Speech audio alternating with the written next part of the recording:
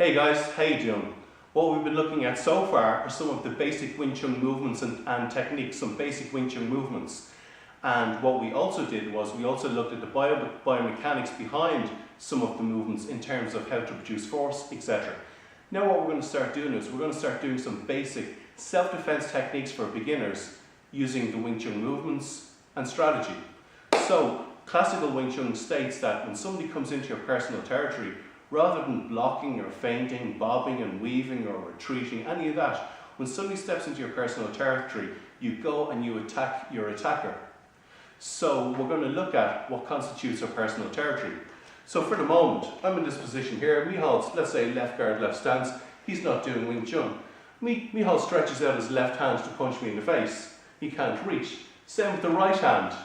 He can't reach. Without taking a step, he goes to kick off his front leg. He can't reach me. Without taking a step, he kicks off his back leg. And he can reach me. So really, where his foot is at the moment, where his foot is at the pad, that constitutes the boundaries of my personal territory. So if Michal is outside of my personal territory like this, I don't need to run, I don't need to do anything for the moment. He's outside of my personal territory and I'm starting to gauge maybe a good sense of distance. So what's going to happen here is, we're just going to start off using the basic punch and the basic advancing step from advancing stance. We're using those two movements as the bread and butter of beginner techniques. And we can superimpose other stuff on top of it.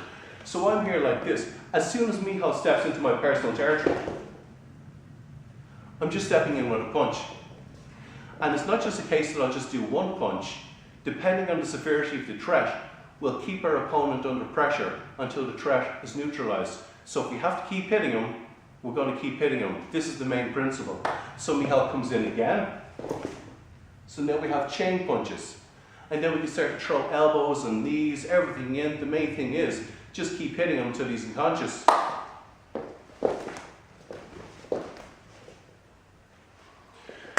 So again, just stepping forwards, hitting him, striking elbows, knees, etc.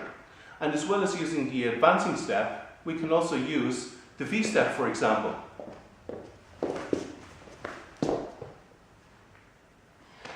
And then if we want, we can bridge with a kick and keep hitting him.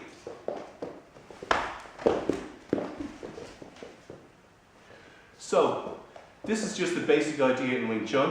When somebody comes into your personal space with the intention of hurting you, you know that the fight is on. Rather than waiting, rather than feinting, rather than backing off, just go in, take the initiative and attack your attacker. And what we're going to look at in the next video is when somebody comes into your personal space, but we don't know the fight is on. It's a bit ambiguous, and the risk is that you're going to get hit with a sucker punch. So that's what we look at in the next video. Thanks guys. Thanks Michal.